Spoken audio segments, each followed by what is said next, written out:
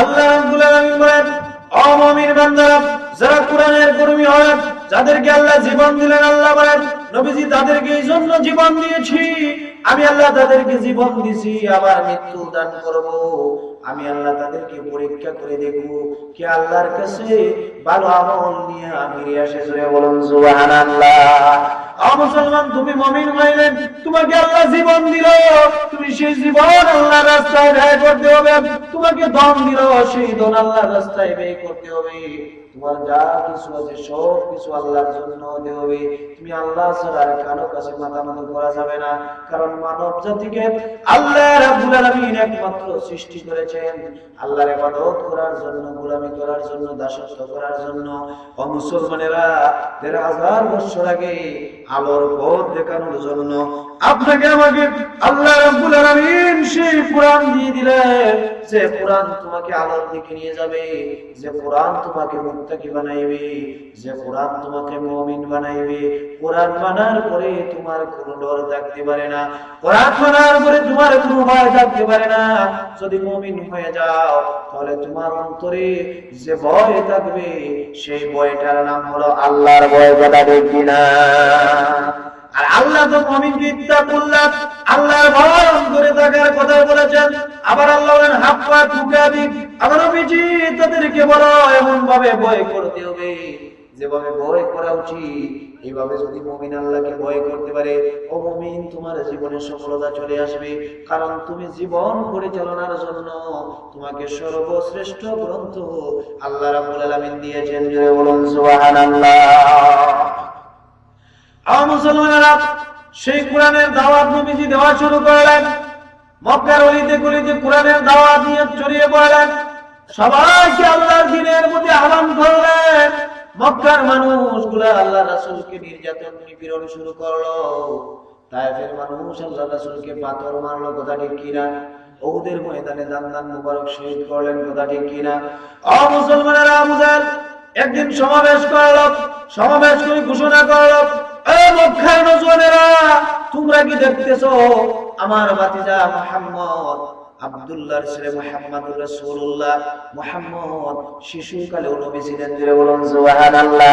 আমিনা বলেন, মুহাম্মদ যখন আমার গর্ভধারণ করলাম আমি গর্ভের কোনো ব্যথা পাই না। জোরে বলুন সুবহানাল্লাহ। সিরাত ইবনে হিশামের কিতাবে বলা হয়েছে, আমিনা বলেন মুহাম্মদুর রাসূলুল্লাহ সাল্লাল্লাহু আলাইহি সাল্লাম জমিনে কেমন ভাবে ভূমিষ্ঠ হলো, আমিনা বলে আমার প্রসব বেদনা নাই, আমি টেরও পাই নাই। জোরে বলুন সুবহানাল্লাহ। আল্লাহ নবী দ্বীনের দাওয়াত দিতেছেন, বিরোধিতা শুরু করলো। আবু জাহল তার মন্ত্রী সমাজদেরকে নিয়ে দারুন নাজায় বৈঠক করলো।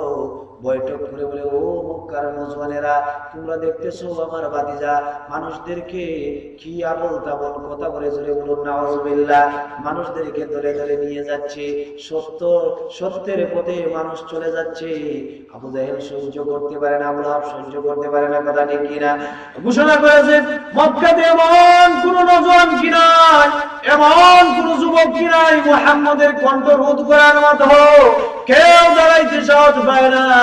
সবাই জানে মুহাম্মদুর রাসূলুল্লাহ সাল্লাল্লাহু আলাইহি সাল্লাম আল্লাহর পয়গম্বর, বুঝে ফেলেছে মুহাম্মদের আদর্শের চাইতে আর কোনো আদর্শ নাই। সবাই মুহাম্মদকে সত্যবাদী বলতো, কারো সাহসে দেয় না।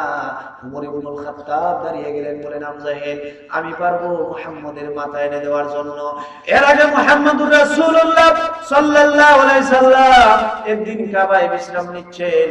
খাব্বাব আল্লাহর রাসূলের একজন সাহাবী ছিলেন, যিনি দ্বীন গ্রহণ করেছেন। খাব্বাব বিন আরফিন আল্লাহ রাসূলের কাছে গিয়ে বলেন, ইয়া রাসূলুল্লাহ, ওগো নবীজি, যে জায়গাতে গিয়ে আল্লাহর দ্বীনের কথা বলি, যে জায়গাতে গিয়ে আল্লাহ রবের কথা বলি, যে জায়গাতে গিয়ে বলি ক্বাল রাব্বুনা আল্লাহ, আল্লাহ আমাদের হক, আল্লাহ আমাদের মালিক, আল্লাহ ছাড়া কোনো ইলাহ নাই, আল্লাহ আমাদের প্রভু, আল্লাহ আমাদের মালিক, যে জায়গাতে গিয়ে আল্লাহর রব্বিয়তের ঘোষণা দেওয়া হয়, আমাদেরকে নির্যাতন করা হয়, আর কত সহ্য করব, আর কত নিপীড়ন সহ্য করব, আর কত মারি খাইব, আর কত নির্যাতন নিপীড়ন সহ্য করব।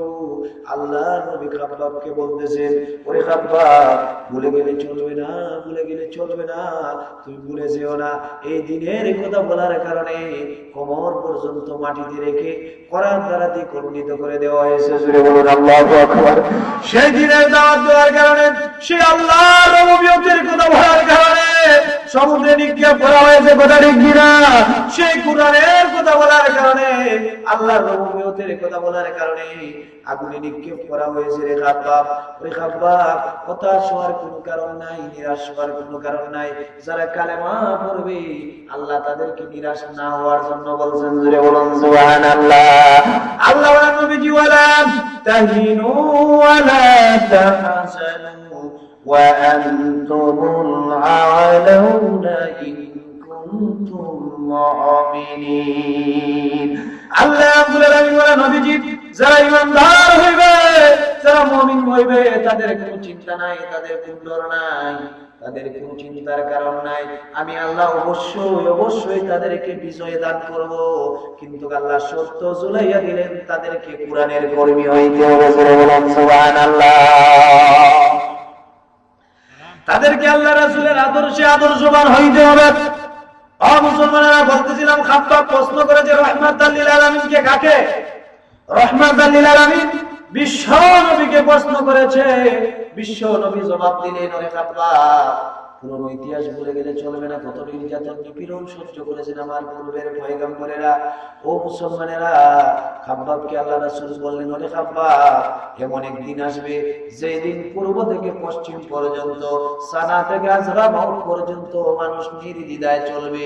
চোর চুরি ছেড়ে দিবে, ডাকাত ডাকাতি ছেড়ে দিবে, চিন্তায়কারী চিন্তায় ছেড়ে দিবে, দর্শনকারী দর্শন ছেড়ে দিবে। জোরে বলুন সুবহানাল্লাহ। ওরে খাব্বাব, সেই দিন এমন দিন আসবে, সেই দিনটার জন্য অপেক্ষা করো। আর সেই দিন গঠন করবে যেটা দিয়ে, সেটার নাম হলো কুরআন। জোরে বলুন সুবহানাল্লাহ। এই নির্যাতনের মুখে আল্লাহ রাসূল দোয়া করেন। আল্লাহ মক্কাতে দুইটা উমর আছে। কয়টা?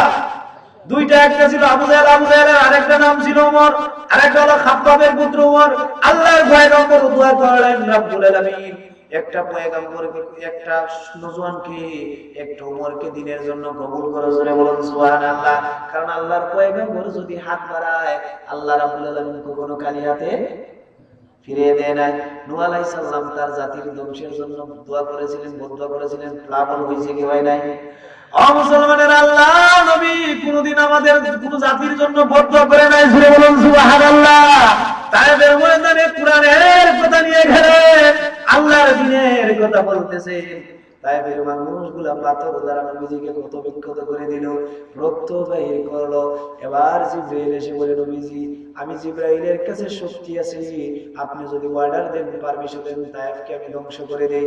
আল্লাহ নবী বলেন, জিবরিল, তায়েফের মানুষগুলাকে যদি ধ্বংস করে দাও, আমি যে দ্বীনের দাওয়াত নিয়ে এসেছি, যে দিন আমাকে আল্লাহ রাব্বুল আলামিন দিলেন, যে দিন দিলেন হেদায়েত এবং সত্য দিন, সেই সত্য এবং হেদায়েতের দিনের কথা আল্লাহ কোরআনে বললেন। কেমন দিন দিয়ে আমাদের নবীকে প্রেরণ করলেন আল্লাহ রাব্বুল আলামিন, সেই কথাটা বললেন, ওয়াল্লাযী আরসালা রাসূলাহু বিল হুদা ওয়া দীনিল হক। আল্লাহু আকবার। আল্লাহ রাব্বুল আলামিন বলেন, তিনি সেই আল্লাহ, যিনি তার রাসূলকে হেদায়েত ও সত্য জীবন ব্যবস্থা দিয়ে পাঠাইছেন। আল্লাহ রাব্বুল আলামিন বলেন যে সত্যের আল্লাহর পয়গম্বর বলেন যে হেদায়েত এবং সত্য দ্বীনের দাওয়াত দিতেছি। তাইবের মানুষগুলা যদি ধ্বংস হয়ে যায়, তাহলে আমি কার কাছে দ্বীনের দাওয়াত দিব? জোরে বলুন সুবহানাল্লাহ।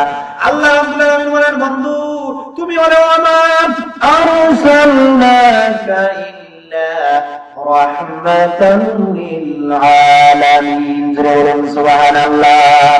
আল্লাহ রাব্বুল আলামিন বলেন, নবীজি, তোমাকে আমি আল্লাহ রাব্বুল আলামিন রহমত বানিয়ে পাঠিয়েছি। জোরে বলুন সুবহানাল্লাহ।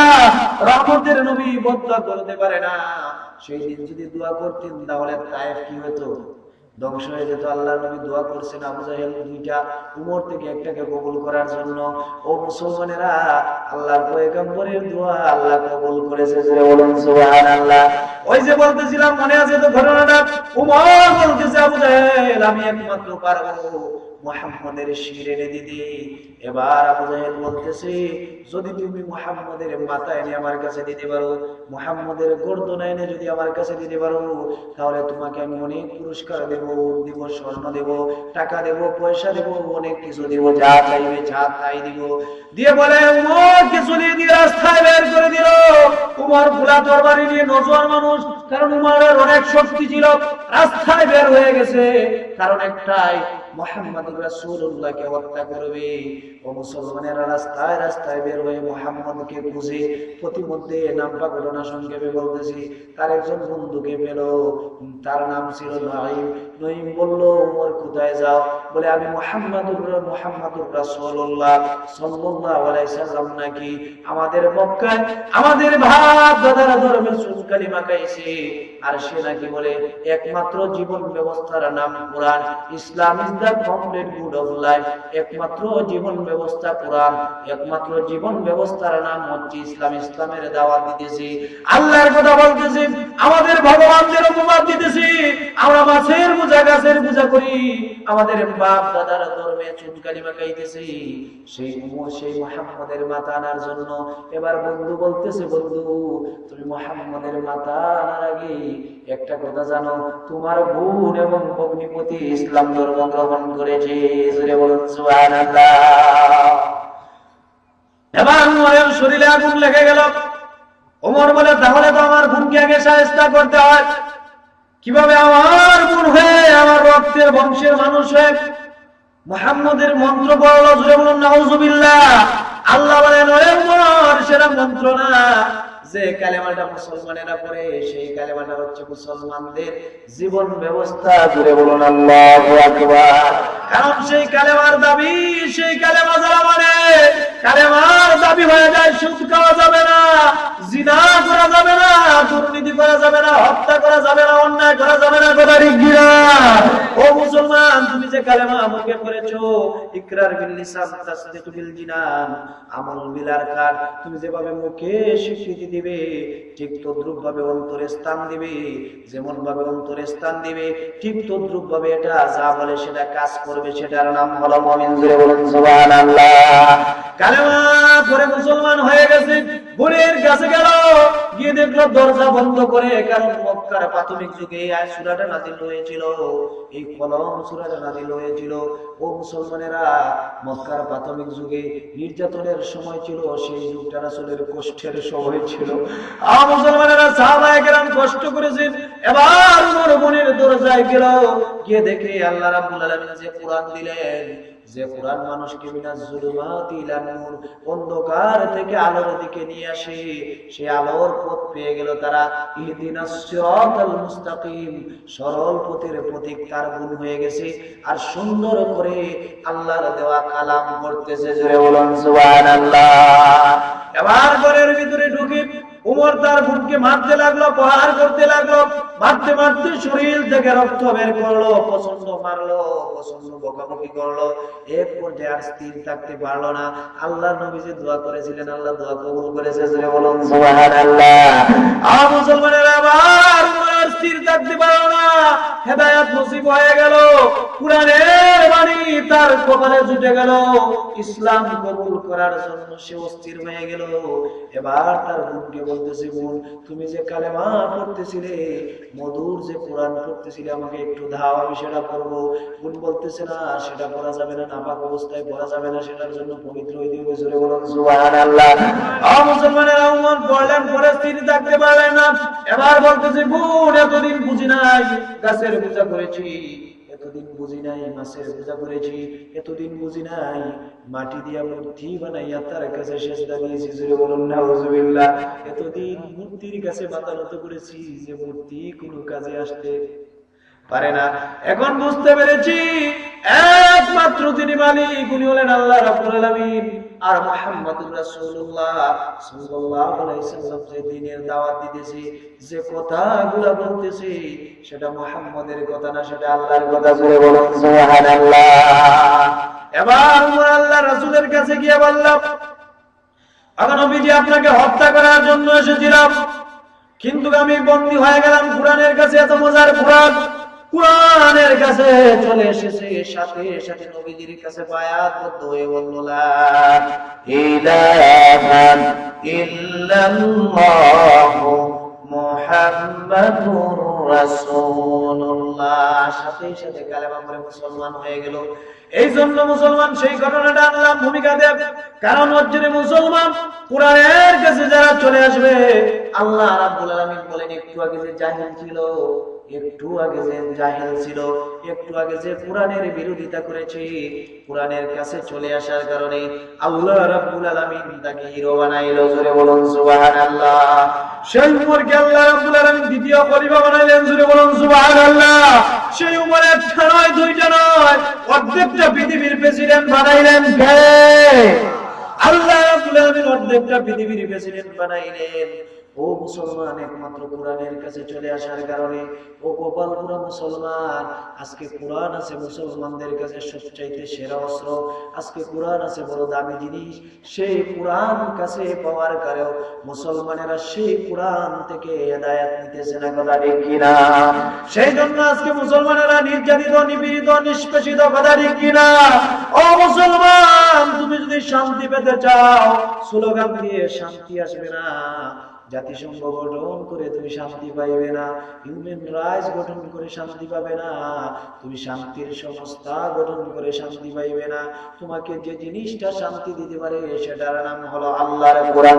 বলুন সুবহানাল্লাহ। কারণ মুমিন কোরআন ছাড়া আর কোনো কিছু মুমিনকে শান্তি দিতে পারে না। ও মুসলমানেরা, যা কিছুর প্রয়োজন তুমি কোরআনে চলে আসো। আল্লাহ রাব্বুল আলামিন এই সূরার সাথে একটা হাদিসের সম্পর্ক আমি বলি, আল্লাহর পয়গম্বর থেকে সেই হাদিসটা বর্ণিত। ও মুসলমানেরা, আল্লাহ তাআলা সমগ্র সৃষ্টি, আকাশ এবং জমিন সৃষ্টির একদিন নয়, দুই দিন নয়, 50,000 বছর আগে মানুষের তকদিরে লিপিবদ্ধ করে রেখেছেন। জোরে বলুন সুবহানাল্লাহ। মুসলমান কি খাইবে, কি পড়বে, কেমন ভাবে থাকবে, সব কিছু আল্লাহ রাব্বুল আলামিন লিপিবদ্ধ করেছেন, কথা ঠিক কিনা? কিন্তু মুসলমান নবীর জীবন থেকে সরে গেছে। মুসলমান আজকে কোরআন বুঝে না, সুন্নাহ বুঝে না, রাসূলের দ্বীন থেকে সরে গেছে। সেই জন্য মুসলমানের ভিতরে অশান্তি। ও মুসলমান, টাকার প্রয়োজন, টাকা দিবে কে? কথা বলেন, টাকা দিবে কে? ইজ্জতের প্রয়োজন, ইজ্জত দিবে কে? ছেলের প্রয়োজন, ছেলে দিবে কে? মেয়ের প্রয়োজন, মেয়ে দিবে কে? ও মুসলমান, এক কথায় যা কিছুর প্রয়োজন সব কিছু দিবেন আমার আল্লাহ। সেই জন্য মুসলমান, আমার আল্লাহ বলেন তোমাকে সৃষ্টির সমস্ত আসমান জমিন সৃষ্টির 50,000 বছর আগে তকদিরে লিপিবদ্ধ করেছে। জোরে বলুন সুবহানাল্লাহ। মুসলমান সেই কথাটা জানেন, সেটা বলেও ও মুসলমান বিশ্বাস করে তকদিরের প্রতি, কিন্তু বিমান দুর্বল থাকার কারণে সেটা দেখে দূরে সরে যায়, অমুক জায়গায় যায়, তমুক জায়গায় যায়, বাবার কাছে চায়, বিভিন্ন জায়গায় গিয়ে চায়, কথা ঠিক কিনা? মুসলমান, তোমাকে আল্লাহ রাব্বুল আলামিন এই জমিনে সৃষ্টি করেছে আল্লাহর ইবাদতের জন্য।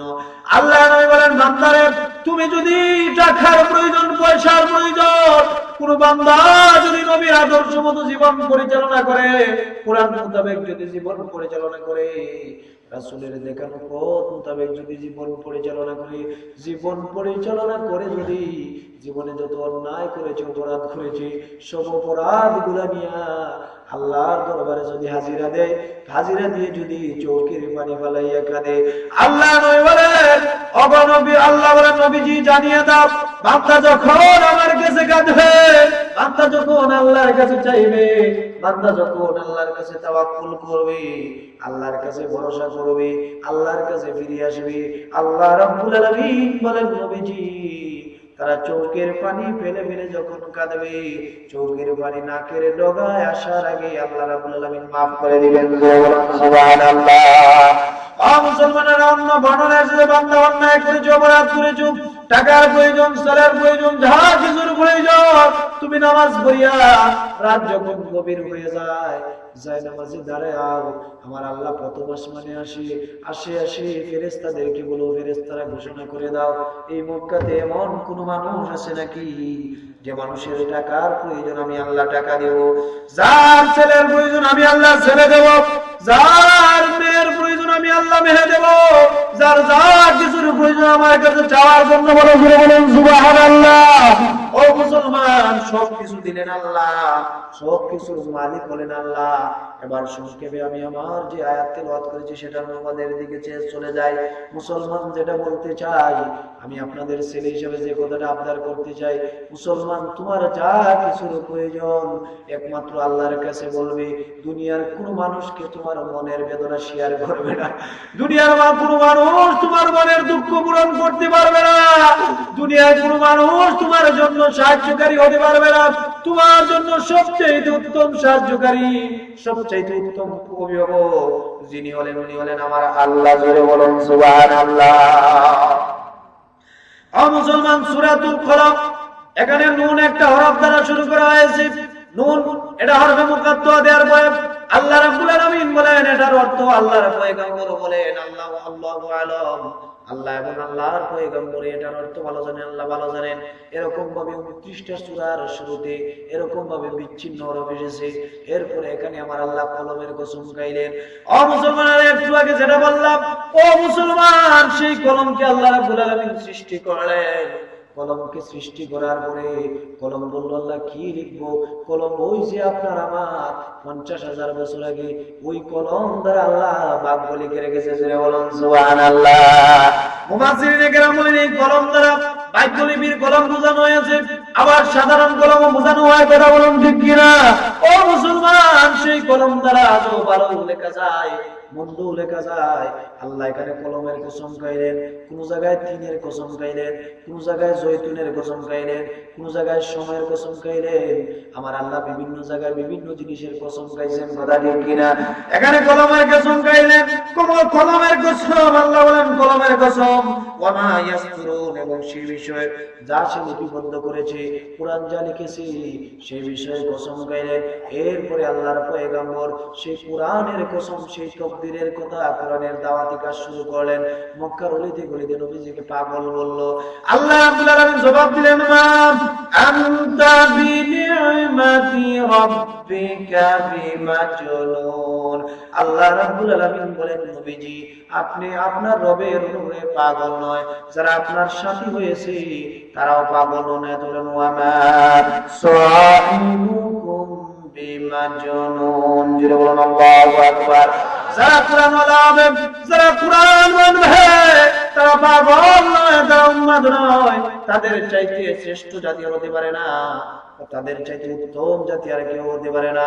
খায়রুকুম মান তাআল্লামাল কোরআন, যারা কোরআনের সঙ্গী হবে, আল্লাহর পয়গম্বর বলেন তারা হলো জমিনে শ্রেষ্ঠ। জোরে বলুন সুবহানাল্লাহ। ও মুসলমানেরা, এরপরে আল্লাহ রাব্বুল আলামিন বলেন, নবীজি আপনাকে এমন চরিত্র দিলাম, এমন আজিম চরিত্র দিয়ে পাঠাইলাম যে চরিত্র দুনিয়ার কোনো মানুষকে আল্লাহ দেন নাই। ও মুসলমানের, আজকে চরিত্রের জন্য হাবিজাবিতে দৌড়াদৌড়ি করে। কথা ঠিক কিনা? মুসলমান কারো কাছে যাওয়ার প্রয়োজন নাই। মুসলমান যা কিছুর প্রয়োজন তুমি চাইবে আল্লাহর কাছে, কারণ মুসলমান ইবাদত করবে ওয়াবুদুল্লাহ ওয়ালা তুশরিকু বিহি শাইআ। কারণ মুসলমান তুমি ইবাদত করবে আল্লাহর, আল্লাহর ইবাদতের সাথে কাউকে শরীক করতে পারবে না।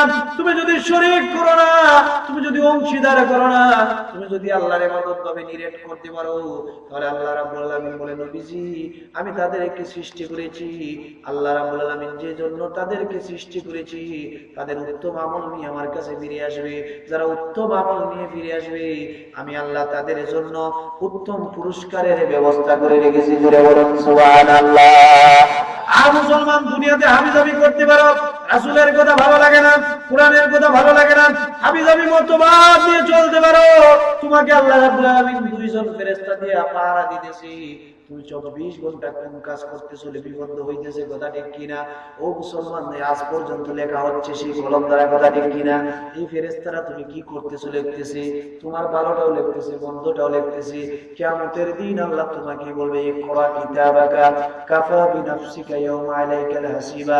আল্লাহ বলবেন, বান্দারে দুনিয়াতে জীবন দিয়েছিলাম, বিশ্ব নবী কোরআনের কথা বলেছিলেন, হাদিসের কথা বলেছিলেন, তোর ভালো লাগলো না, আজকে তোর আমল পাঠ করার জন্য তুই নিজেই যথেষ্ট। আল্লাহ বান্দাকে আমলগুলি পাঠ করার জন্য বলবেন, সেই দিন একটা অতিরিক্ত তুমি মিথ্যা কথা বলতে পারবে না। তুই বলবে আল্লাহ এটা করি নাই, সাথে সাথে তোমাকে সেটা রেকর্ড করে দেখাইবেন। আল্লাহ জোরে বলুন সুবহানাল্লাহ। মুসলমান, এই সমাজে ধন দিলেন আল্লাহ, রিজিক দিলেন আল্লাহ, ছেলে দিলেন আল্লাহ, মেয়ে দিলেন আল্লাহ, সব কিছুর হিসাব দিতে হবে কার কাছে? আল্লাহর কাছে। আল্লাহর নবী বলেন, কোন আদম সন্তান 5টা প্রশ্নের জবাব না দিয়া পা নাড়তে পারবে না। মুসলমান, কঠিন মুসিবতের সময় 5টা প্রশ্নের জবাব না দিয়ে কেউ পা নাড়তে পারবে না। আল্লাহর রব্বুল আলামিন জিজ্ঞাসা করবে, বান্দারে তোমাকে আমি জীবন দিয়েছিলাম, যে জীবন দিয়েছিলাম, কেন জীবন দিয়েছিলাম সেটাও বলেছি। তোমাকে জীবন দিয়েছি উত্তম আমল করার জন্য, কারণ তুমি যখন দুনিয়া থেকে চলে যাবে কোনো কিছুই সাথে নিয়ে যেতে পারবে না। যে জিনিসটার সাথে যাবে সেটা হলো আমল। জোরে বলুন সুবহানাল্লাহ। আল্লাহ জিজ্ঞাসা করে, বান্দা তোমাকে যে জীবন দিয়েছিলাম, জীবন তুমি কোন রাস্তায় ব্যয় করেছো? যদি আল্লাহর রাস্তায় ব্যয় করে থাকো, দুনিয়াতে থাকতে যদি আল্লাহকে রব মানো, রাসূলের দ্বীন মানো, রাসূলের আদর্শ মানো, তাহলে তোমার জন্য জান্নাত সেদিন সহজ হয়ে যাবে। দ্বিতীয় নম্বর প্রশ্ন করবেন, তোমাকে যে যৌবন দিয়েছিলাম ও যুবকেরা, তুমি যৌবন কোন রাস্তায় কাটাইছো? তুমি যৌবন আল্লাহর রাস্তায় কাটাইছো না শয়তানের রাস্তায় কাটাইছো? কারণ যৌবন কালে আল্লাহ শক্তি দিয়েছে, কথা ঠিক কিনা? ও মুসলমানেরা, সেদিন প্রশ্ন করা হবে, সেই প্রশ্নের জবাব না দিয়ে পা নাড়তে পারবে না। এরপরে প্রশ্ন করা হবে, বান্দারে তোমাকে যে ধন দেওয়া হয়েছিল, সেই ধন তুমি কিভাবে উপার্জন করেছো? সেই টাকাটা তুমি সুদের মাধ্যমে না ঘুষের মাধ্যমে খেয়েছো? তুমি যে ব্যবসা করেছিলে, তোমার ব্যবসাটা হালাল ছিল না হারাম ছিল? কেমন ভাবে ব্যবসা করবে সেটা আল্লাহ বলেছেন, আহাল্লাহুল বাইয়া ওয়া হারামার রিবা। আল্লাহ রাব্বুল আলামিন বলেন, নবীজি আমি ব্যবসাকে মুসলমানের জন্য হালাল করে দিলাম, আর সুদকে হারাম করে দিলেন। জোরে বলুন সুবহানাল্লাহ। কারণ ব্যবসা করা সুন্নাত, আল্লাহর পয়গম্বরেরা ব্যবসা করেছেন, কথা ঠিক কিনা? সাহাবায়ে কেরাম ব্যবসা করেছে। মুসলমান, ব্যবসায় ভেজাল দেওয়া যাবে না। ব্যবসায় যদি ভেজাল দাও, অবৈধ পথে যদি তুমি টাকা উপার্জন করো, সেই দিন আল্লাহ প্রশ্ন করে, বান্দারে তুমি যে টাকাটা উপার্জন করেছিলে কোন রাস্তায় উপার্জন করেছো? আবার যে ব্যয় করেছিলে, যে টাকা দিয়েছিলাম আমি আল্লাহ, যে ধনের মালিক বানিয়েছিলাম আল্লাহ, সেটা কোন রাস্তায় ব্যয় করেছো? কোন রাস্তায় ব্যয় করবে সেটাও কোরআনে বলে দিলেন, ওয়া মিম্মা রাযাকনাহুম ইউনফিকুন। আল্লাহ রাব্বুল আলামিন বলেন, নবীজি তাদেরকে জানিয়ে দাও, আমি তাদেরকে যে ধন দিলাম, সম্পদ দিলাম, তারা ধন সম্পদ ব্যয় করবে আল্লাহর রাস্তায়। জোরে বলুন সুবহানাল্লাহ। এরপরে আল্লাহ বলেন, বান্দারে যে ব্রেইনের কারণে, যে জ্ঞানের কারণে, যে ইলমের কারণে, যে কোরআন দেওয়ার কারণে তোমাকে আমি সর্বশ্রেষ্ঠ বানাইলাম, সেই ব্রেন, সেই জ্ঞান কার রাস্তায় ব্যয় করেছো? সেই 5টা প্রশ্নের জবাব না দিয়া কোনো আদম সন্তান পা নাড়তে পারবে না। জোরে বলুন সুবহানাল্লাহ।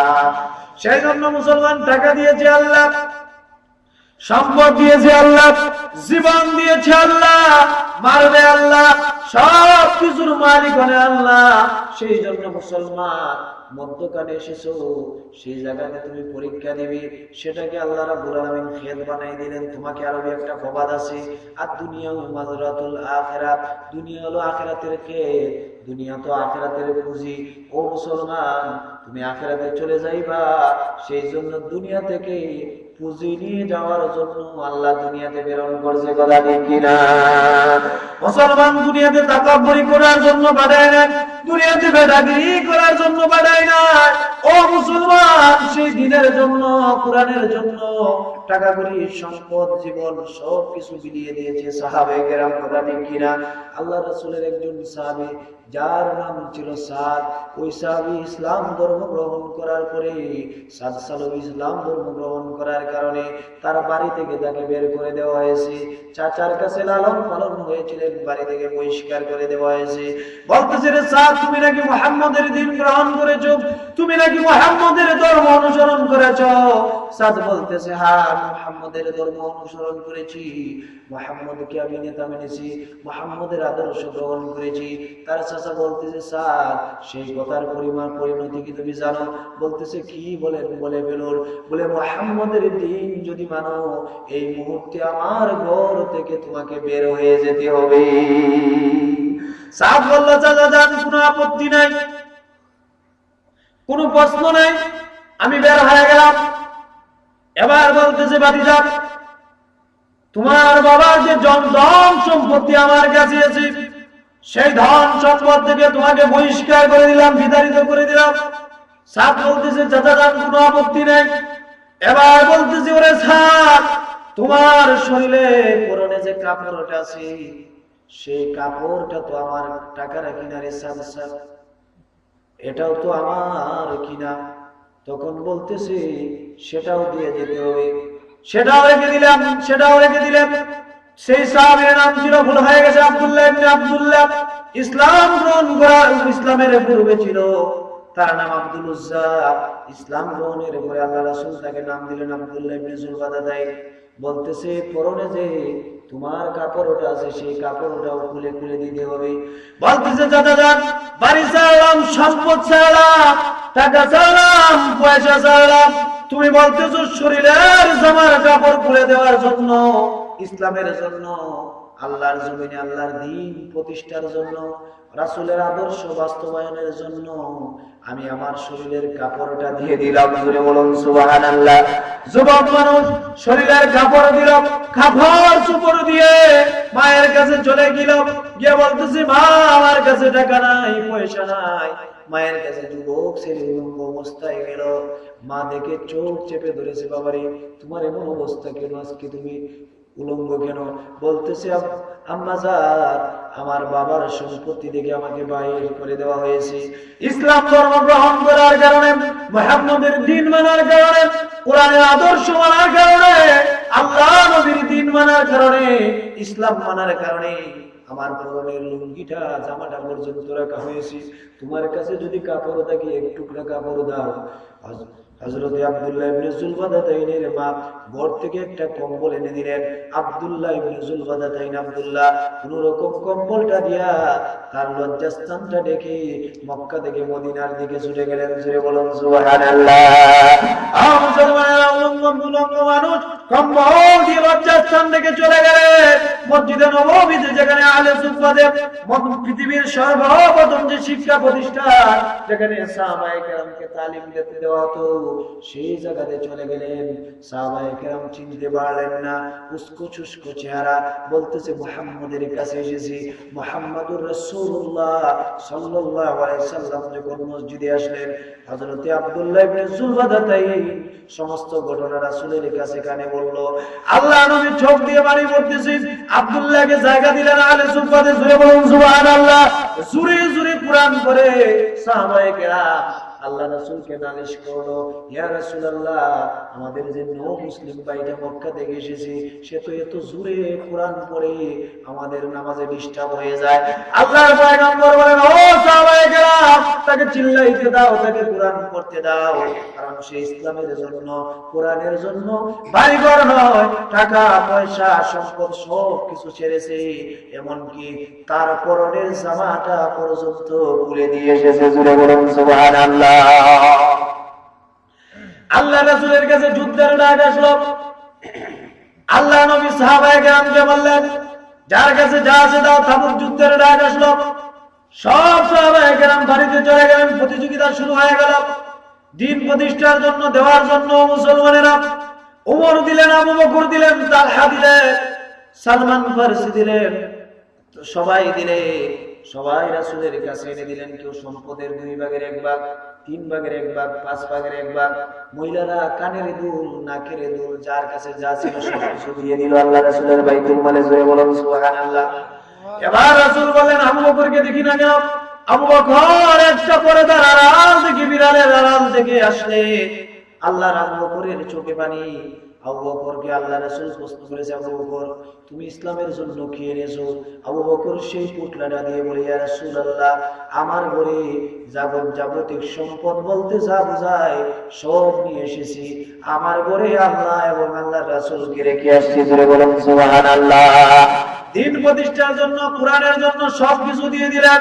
ও মুসলমানেরা, এবার আব্দুল্লাহ ইবনে জুবাদাতাইন আল্লাহর রাসূলের কাছে এসে বলে, ইয়া রাসূলুল্লাহ আমি এমন একজন নালায়েক, আজকে কোরআন প্রতিষ্ঠা হবে, কোরআনের জন্য তো আমি কিছুই দিতে পারলাম না।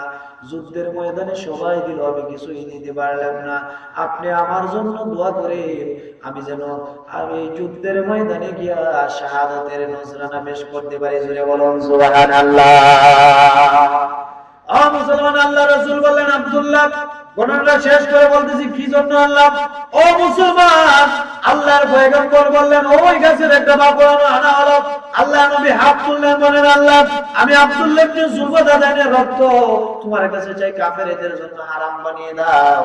আব্দুল্লাহ ইবনে জুবাদাতাইন জোরে জোরে কাঁদে বলতেছে, ইয়া রাসূলুল্লাহ আমি চাইলাম শাহাদাত বরণ করব, আর আপনি আমার জন্য কাফেরদের জন্য আমার রক্ত হারাম করে দিলেন। আল্লাহর পয়গম্বর বললেন, আব্দুল্লাহ তুমি যদি আবার সরেও মারা যাও, আল্লাহ তোমাকে শাহাদাতের মওত দিবে। জোরে বলুন সুবহানাল্লাহ। আব্দুল্লাহ ইবনে জুবাদাতাইন প্রচন্ড অসুস্থ হয়ে মুসলমান মৃত্যুবরণ করেছে। হযরতে সাদ বলেন, হযরতে মাসউদ বলেন, আবু বকরকে দাফন দিয়া আবার যখন দাফন করা হলো, আল্লাহ নবী হাত উঠাইছে, আল্লাহ আব্দুল্লাহ ইবনে জুবাদাতাইনের প্রতি আমি খুশি ছিলাম, তুমি আল্লাহ খুশি হয়ে যাও। আল্লাহর রাসূল যদি দোয়া করে, সেই দোয়া আল্লাহর দরবার থেকে কখনো ফিরতে পারে না। জোরে বলুন সুবহানাল্লাহ। ও মুসলমান, সেই জন্য আজকে তোমাদের পাশে একটা মসজিদ হবে, এটা তোমরা চাও কি চাও না? আমি মুসাফির মানুষ, সাহাবায়ে কেরাম জীবন দিয়ে দিয়েছে, টাকা দিয়ে দিয়েছে। আবু বকর আল্লাহ রাসূলের একদিন নয়, 2 দিন নয়, 25 বছরের বন্ধু ছিলেন। যখন কালেমা পড়ছেন, রাসূল বললেন কুলু লা ইলাহা ইল্লাল্লাহ, আবু বকর বলল সাদাক্তা ইয়া রাসূলুল্লাহ। সুবহানাল্লাহ। বলে ইয়া রাসূলুল্লাহ আপনি যা বলছেন সত্য বলছেন, আমার কোনো দ্বিধা নাই। সাথে সাথে কালেমা পড়ে মুসলমান হয়ে গেল। এই কোরআনের জন্য, রাসূলের জন্য সমস্ত সম্পদ আবু বকর বিলীন করে দিল। জোরে বলেন সুবহানাল্লাহ। আবু বকর শুনলো হযরতে বেলাল উমাইয়া ইবনে খালফ নির্যাতন করতেছে, আবু বকর সহ্য করতে পারে নাই।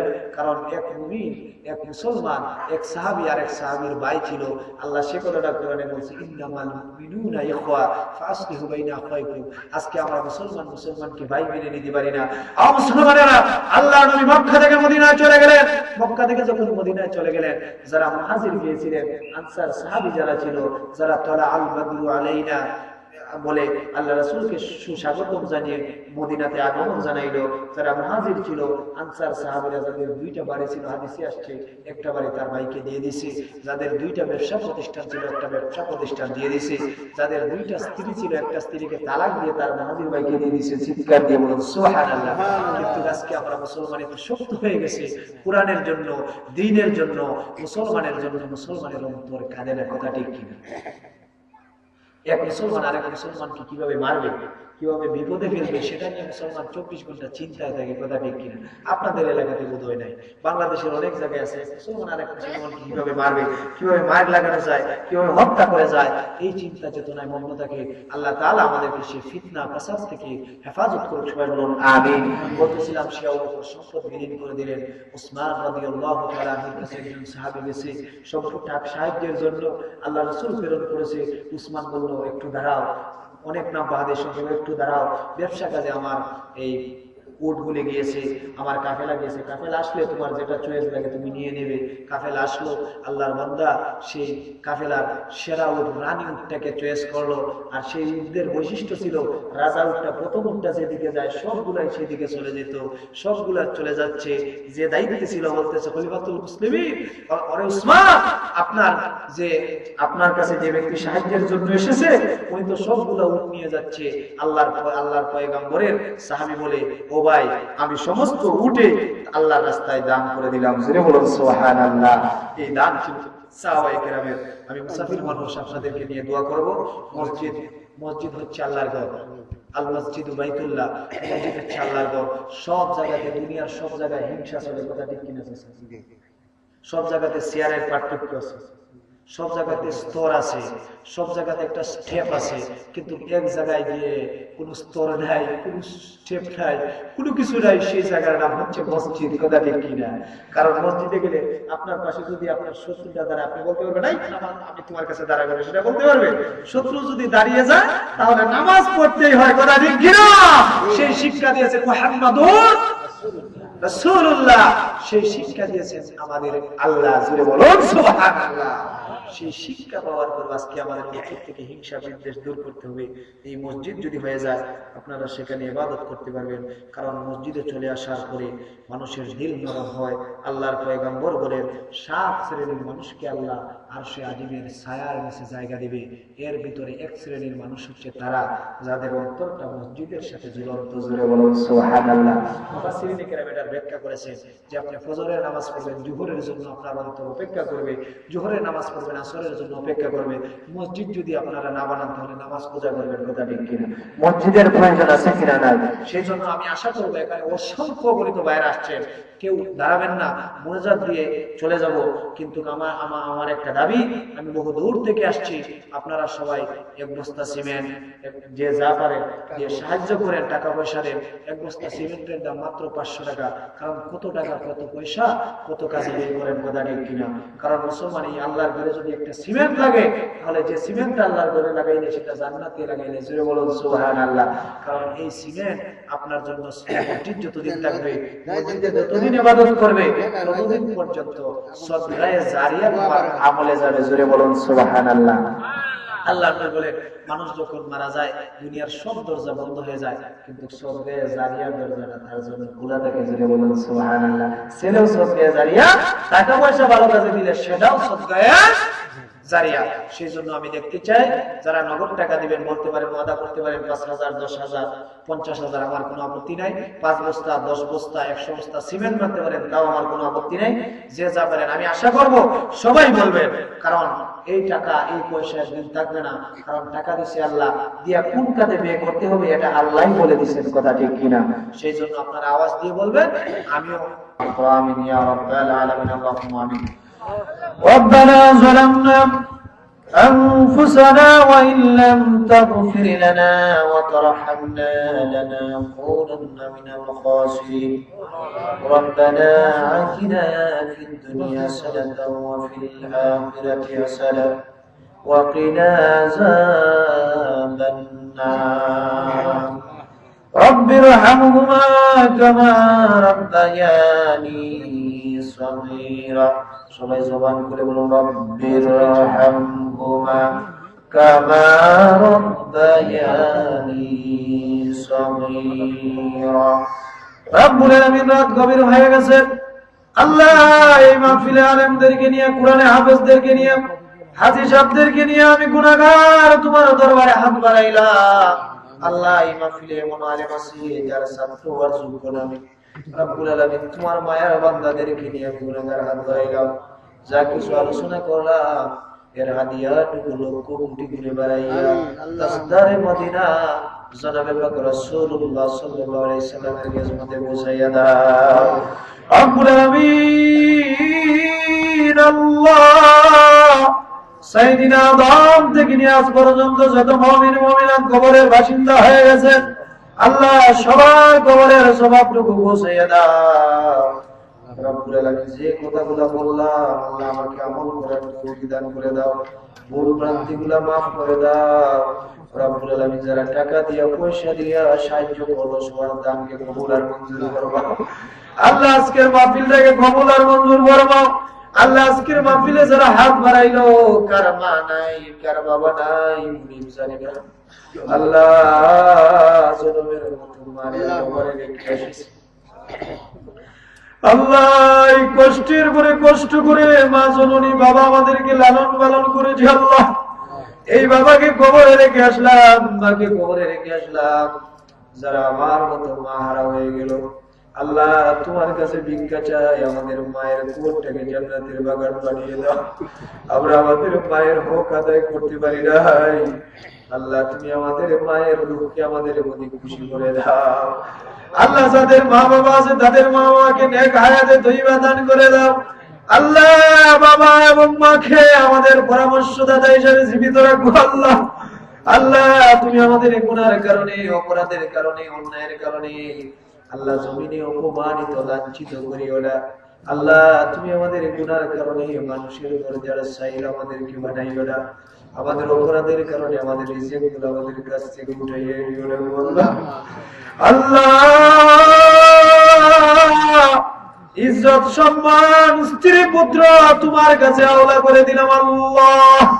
আল্লাহ সব কিছুর জিম্মাদার তুমি নিজে হয়ে যাও আল্লাহ। আজকের মাহফিলে যারা হাত বাড়াইলো কার মনে কোন আশা আমি জানি না আল্লাহ। যে আশা নিয়ে হাত বাড়াইছে আল্লাহ প্রত্যেকের নেক মকসুদগুলো পূরণ করে দাও আল্লাহ। এই মাহফিলে অনেক আছে যার টাকা নাই, ছেলে নাই, মেয়ে নাই আল্লাহ। তুমি তো আলিম বিজাতি সুর, প্রত্যেকের মনের খবর রাখো আল্লাহ। আল্লাহ প্রত্যেকের মনের নেক মকসুদগুলো পূরণ করে নাও আল্লাহ। আজকের মাহফিলের প্রিয় সভাপতি আমার শ্রদ্ধাভাজন আল্লাহ, তোমার বান্দাকে তুমি নেক হায়াত দারাজ করে দাও আল্লাহ। আমার ডানে বসা, আমার বামে বসা আল্লাহ, তোমার বান্দার করে খাইলাম, তোমার বান্দাকে তোমার বান্দাকে হায়াত দান করে দাও আল্লাহ। আজকের মাহফিলের বিশেষ বক্তা হাবিবুল্লাহ মিসবাকে তুমি কোরআনের জন্য কবুল করে নাও আল্লাহ। আলোচনা যে ভাই করলেন ওই ভাইকে কোরআনের জন্য কবুল করবাও আল্লাহ। যারা হাত বাড়াইলো প্রত্যেকটা মুসলমানকে তোমার দ্বীনের জন্য কবুল আর মঞ্জুর করবাও আল্লাহ। তুমি আমাদেরকে খাঁটি মুমিন না বানাইয়া, মুত্তাকি না বানাইয়া জমিন থেকে নিও না আল্লাহ। আমরা তোমার কাছে ভিক্ষা চাই, তুমি আমাদেরকে ইমানদার মুত্তাকি পরেজগার বানাও আল্লাহ। এই মাহফিলে অনেক মা বোনেরা আসছে, অনেক মা বোনেরা টাকা দিল, পয়সা দিল আল্লাহ। তুমি আমাদের মাদেরকে তুমি পর্দানিশী বানাও আল্লাহ, দিনদার মুত্তাকি পরেজগার বানাও আল্লাহ। আমার মা বোনদেরকে তুমি কবুল আর মঞ্জুর করে নাও আল্লাহ। দুনিয়া থেকে যারা চলে গেছে তাদেরকে ফাতেমার সাথে জান্নাতের মেহমান বানায় সবাই বলুন আমিন রব্বুল আলামিন। আল্লাহ আখিরি দরখাস্ত করি হাজার জন থেকে নিয়ে গো আল্লাহ। আল্লাহ আমাদের জীবনে একটাই স্বপ্ন, মক্কা যাব, মদিনা যাব আল্লাহ। একটা মুসলমান কেউ মক্কা মদিনা না নিয়ে কবর দেশে নিও না আল্লাহ। তোমার বাড়ি, তোমার বন্ধুর বাড়ি না দেখাই আমাদেরকে কবরের পাশে নিও না আল্লাহ। তুমি কবরের মেহমান বানানোর আগে নবীজির রোজা জিয়ারত করার তৌফিক দান করে দাও রব্বুল আলামিন। আল্লাহ তুমি আমাদের গুনাহের কারণে তুমি আমাদেরকে বেইজ্জত করিও না আল্লাহ। দুনিয়ার যত কল্যাণ আছে আমাদেরকে দান করে দাও আল্লাহ। দুনিয়ার যত বলা মুসিবত আছে সব কিছু থেকে হেফাজত করবা আল্লাহ। আখিরাতের পুঁজি জোগাড় করার জন্য প্রতিটা মুসলমানকে তৌফিক দান করে দাও আল্লাহ। তোমার ঘাটি গোলাম না বানাইয়া, তোমার বান্দা না বানাইয়া, কোরআনের কর্মী না বানাইয়া, রাসূলের সৈনিক না বানাইয়া আল্লাহ তুমি আমাদেরকে কবর দেশে নিও না রব্বুল আলামিন। আজকের সেই মাহফিলটাকে কবুল আর মঞ্জুর ফরমাও, আজকের সিন্নি সালাতকে কবুল আর মঞ্জুর ফরমাও আল্লাহ। যত ধরনের মুসিবত আছে সব কিছু থেকে আমাদেরকে জানে মালের হেফাজত ফরমাও রব্বুল আলামিন। আখিরি দরখাস্ত করি আল্লাহ, এই মসজিদটা হওয়ার জন্য অনেকে টাকা দিল, পয়সা দিল আল্লাহ। তুমি তোমার মসজিদটার কাজ তুমি তোমার কুদরতি খাজানা থেকে পূরণ করে দাও আল্লাহ। যারা টাকা দিল, প্রাণ খুলে দান করলো, সিমেন্ট দিল আল্লাহ, আমি গুনাহগার কি দোয়া করব আল্লাহ। দোয়া করে যাই তোমার কাছে, তোমার মায়ের বান্দাদেরকে নিয়ে তোমার বান্দাদের দানকে কবুল আর মঞ্জুর ফরমাও। তোমার বান্দাদেরকে আল্লাহ জান্নাতে এমন ভাবে একটা করে দিও, জান্নাতের মেহমান বানাইও আল্লাহ। তুমি আমাদেরকে maaf করে দাও। রব্বানা তাকাব্বাল মিন্না ইন্নাকা আনতাস সামিউল আলিম ওয়া তুব আলাইনা ইয়া মাওলানা ইন্নাকা আনতাত তাওয়াবুর রহিম।